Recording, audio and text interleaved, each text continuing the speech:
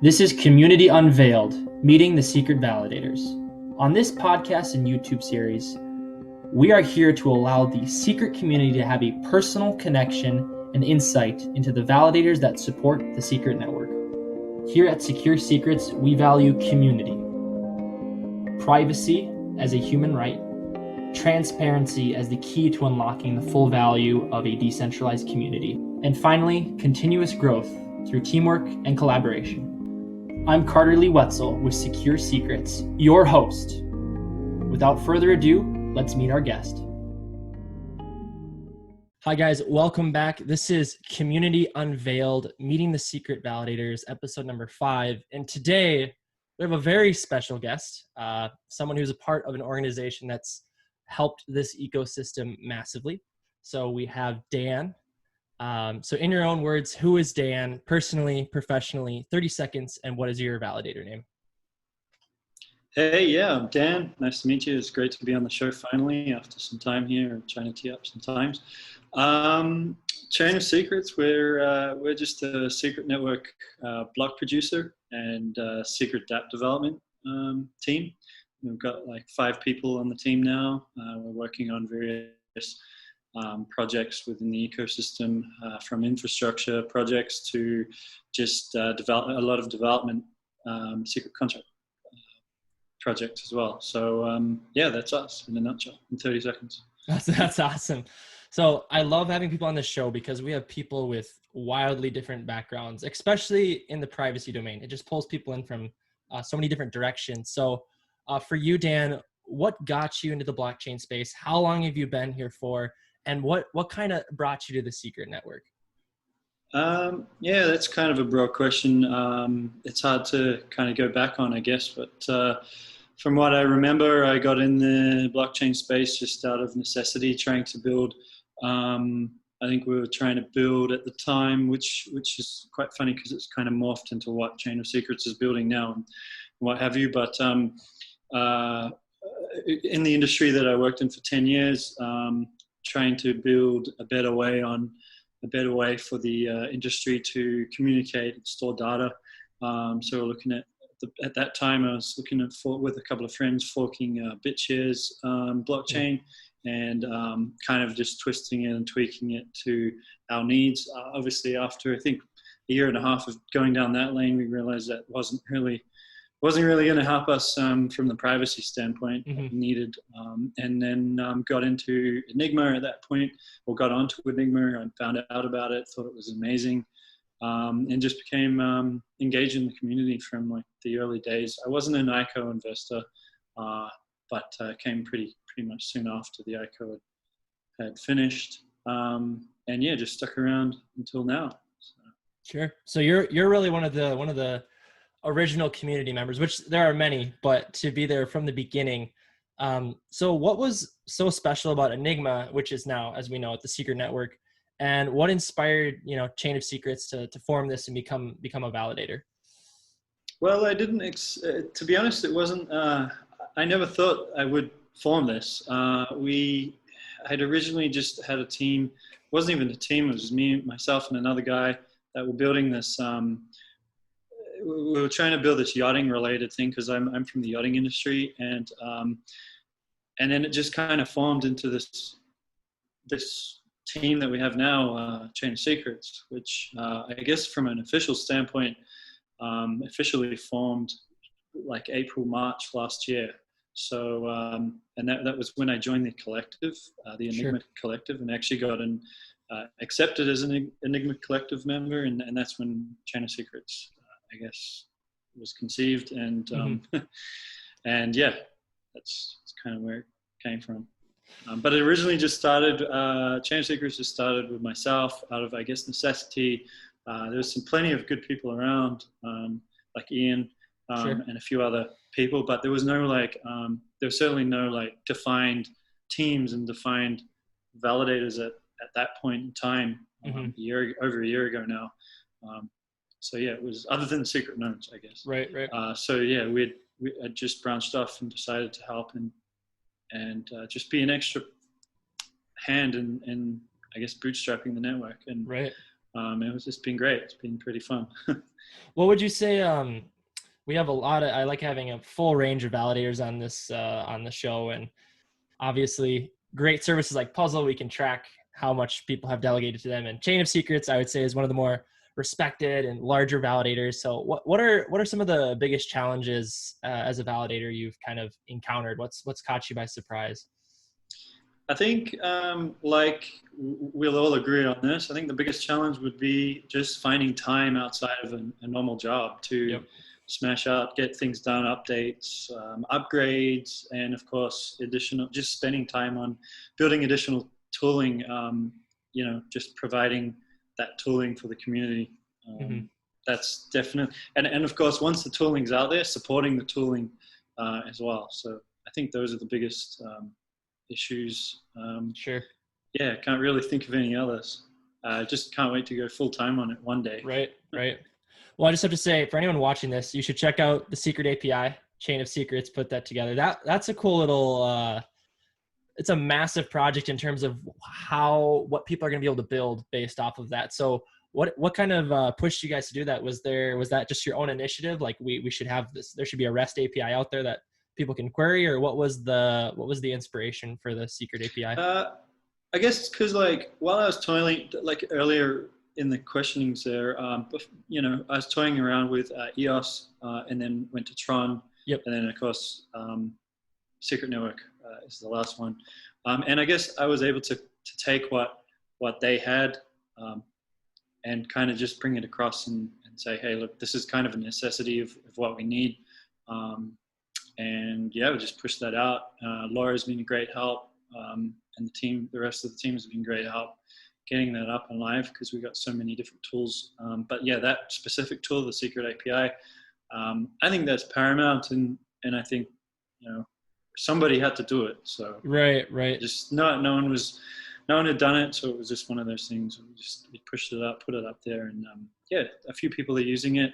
Certainly haven't got a hell of a lot of people using it yet, but sure adoption will come. Secure Secrets is definitely working on interacting with it. We'll have some front end stuff at some point in the near future that will be querying that API, I think. So I know there'll be quite a few people that are excited to get their hands on it as the community grows. So yeah, know that cool. It's appreciated and people will definitely be using it as we find time, right? Yeah, exactly. We like enabling other people to build whatever, And I guess that leads me to the next thing, which is another product we've been working on for a while, which is more infrastructure based, is the Secret VPS. So we're trying to lower the barrier of entry for running a node. And we're hopefully, I don't know when this is going to go live, but maybe I guess next week or whenever that's going to be. Next week, hopefully Secret VPS will be available for purchase and interaction through secret contract. Sure. So it will be fully anonymous and obviously significantly lowering the barrier of entry for everybody that wants to run a node. Right. Yeah. Purchasing all the hardware with SGX and to spin up your own node. It is a technical challenge to some degree. It's a time commitment. It's many things. And so for Chain of Secrets to walk in and lower the barrier of entry while still preserving people's privacy and supporting that infrastructure, that's massive. So shout out to Chain of Secrets and definitely delegate to these guys. For anyone watching, spread your delegation, but for sure delegate to Chain of Secrets. They're such a good community contributor. So Dan, Chain of Secrets, what is your greatest concern for the Secret Network, and how do you see a Secret Network and the community evolving in the next 2 years, which I know 2 years in the blockchain space is like an eternity if you think about 2020 versus 2018. But what would be, how do you envision things going? Yeah, I think the biggest concern I have is just overall adoption. And I guess hopefully there'll be more adoption once the Secret ETH bridge is complete. And that's really it. Regarding the 2-year mark, I just hope that we have more growth. And I think the Secret Foundation Tor especially is doing very well. So yeah, I guess that's in everyone's hands really to see how we go. Sure. So how do you feel about governance with the Secret Network? And is there anything you would change? Because it's one thing when we have these nascent technologies and we have, these very young networks, it's always a question of, obviously decentralization is a core attribute of blockchain. Everyone's a fan of it. It's sometimes there's a conflict with moving quick, iterating quickly, while also having a kind of a decentralized governance as we would hope it to be, right? So I'm curious how you view governance and any of your views on that in this particular network. I think governance is great. Decentralization is great as well, but it's I'm not a huge governance person. Like, I'm more of an infrastructure person. So while I mean, don't get me wrong, like, well, I do love having a vote. I do love having, my say. Yeah, there's nothing really for me to say for it to change or. Sure. Yeah, I don't really participate too much in the governance calls either, so you probably don't see me around there much. It's just not something that, sure, something I'm interested in. Building is the focus for you guys. Sure, exactly. Yeah. Out of curiosity, what's your is there any use case that you've just had on the back of your mind that's only made possible with an SGX, a TEE type of a deal with Secret Network? What's do you have a specific use case that you're dreaming of? Yes. At Chain of Secrets? It's one that it's not just dream. We're actually developing it, and that's brings me back to the original question at the beginning of this call, how I got into the blockchain space. This is the problem that my industry has with privacy and data security, and just making things more secure and what have you. So specifically speaking, we're developing for the yachting sector, yacht charter agreements or secret yacht charter agreements. So it's basically just like renting a house. A renter and a landlord, for example. Sure. They enter into an agreement, and it's a secret agreement, and everything just works, Right. And that's kind of what we're building for yachting. So would that be the applications of were that type of contract to be created? Does that have the flexibility to be used for other industries, or is this extremely tailored to just the yachting industry, that type of relationships? The application that I'm building is specifically for the yachting industry, for the super yacht sector, and under the charter agreements part of that. However, it could certainly be pivoted and changed and tailored fairly simply and easily for a different sector, for sure. So, to answer your question, we can certainly build it. It's limitless. The options are limitless. Yeah. Which, when I think of limitless, I think of the bridges that are on the way, because there's so many different networks that if we can offer interoperability with them, it's going to be amazing, the use cases that can happen. So what are your thoughts on IBC? Is Chain of Secrets planning to build any sort of cross-network thing, or are you mainly focused on the application you're talking about? And how do you envision Secret Network interacting with, these other Cosmos projects and other networks that bridge to Secret? I think it's cool because, I think generally speaking, there's probably a lot of the same that's happening around like the crypto space, DeFi wise anyway. I think that Secret Network offers something a little different, and I feel like more of them would come at Secret Network and grab what we have through the IBC, to make their layer private. So I think IBC is pretty exciting. I don't know when it's going to be launched. But it's certainly exciting. When I first heard about it, I think it was in February, March, or what have you, when the Game of Zones were around and saw that work. It was pretty fun to see, and how that everyone was interacting with everyone through the relays and what have you. But it's exciting times. I don't really have much to say about it. We're certainly not planning on building anything. It'll certainly help. I'm sure other things will get built, and we'll probably use things that get built over them. Sure. So for Chain of Secrets, this is always a fun question to ask. It's technically not on the list of questions, but what does privacy mean to you, Dan, and what does privacy mean to Chain of Secrets? Ooh, I think privacy. I think just everyone's entitled to privacy, and I feel like you know, most people in this world don't realize how their privacy um, isn't taken seriously by large companies. So, and I believe a lot of people, while sure there's been lots of Netflix documentaries and things on like trying to teach people not to give away their information or sign up to things without fully reading the terms of service agreements, etc., Right. etc. Yeah, I just think privacy is a big deal, and yeah, I don't really know. Like, I guess that's the meaning for me, is just helping people secure their data. Sure.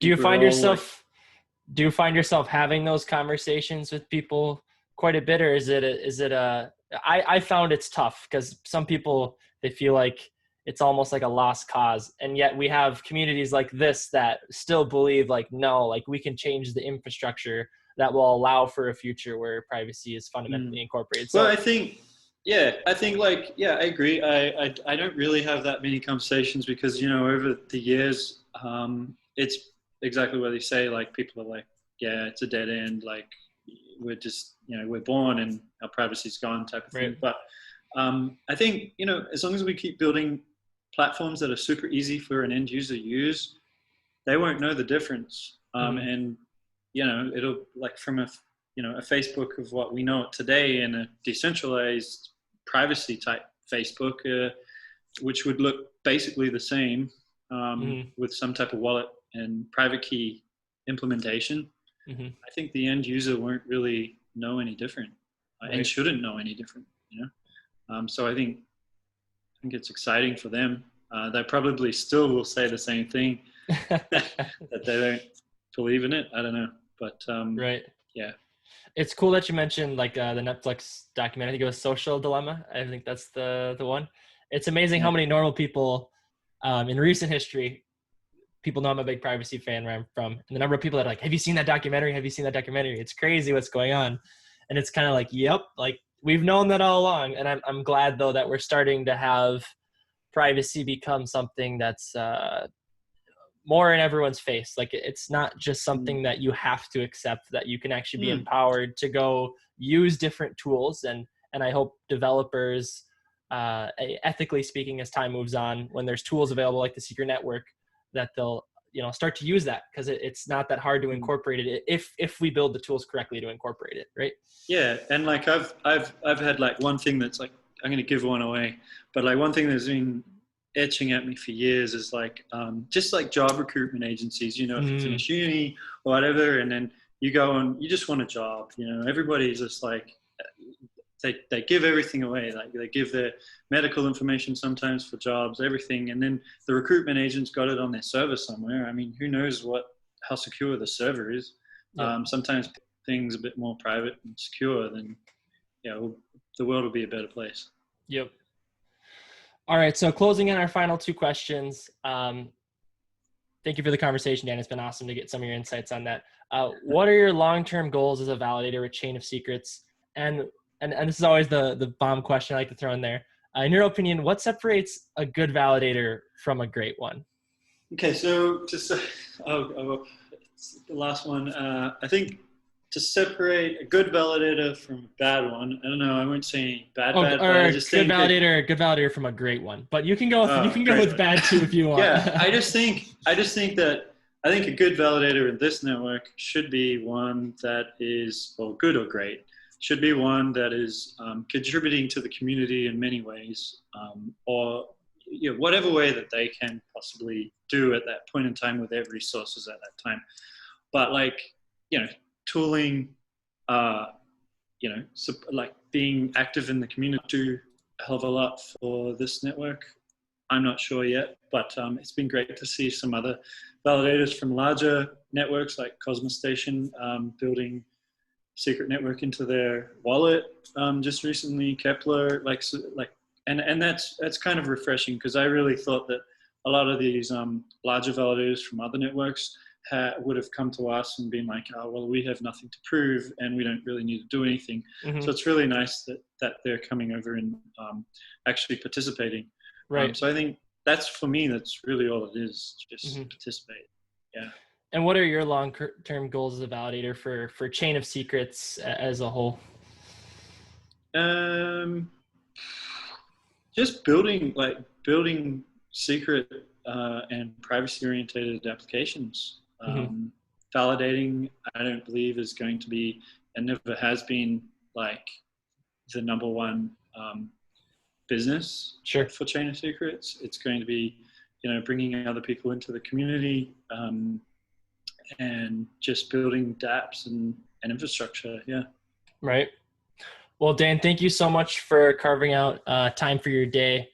Chain of Secrets, this is kind of your open mic moment where you get to look into the camera and talk directly to the community. Whatever you want, the stage is yours.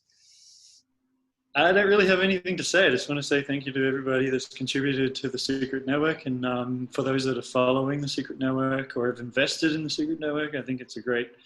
We're just in a great time, and let's see where we are in a year from now. All right. Well, thank you so much. Guys, this was episode number 5 of Community Unveiled with Chain of Secrets.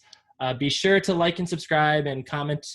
And just once again, Dan, thank you for carving time out of your day. It's always great to be able to have these conversations with other validators and just let the community have an insight into who these validators are, right? Because there's so many active community members that are behind the scenes building out infrastructure. And it's like, who are these guys? Who's Chain of Secrets? Who's Secure Secrets? Who's behind Puzzle, right? All of those questions. And so to be able to put a face to the name, I know I've had a lot of people reach out to me and say they really value it. So thank you so much.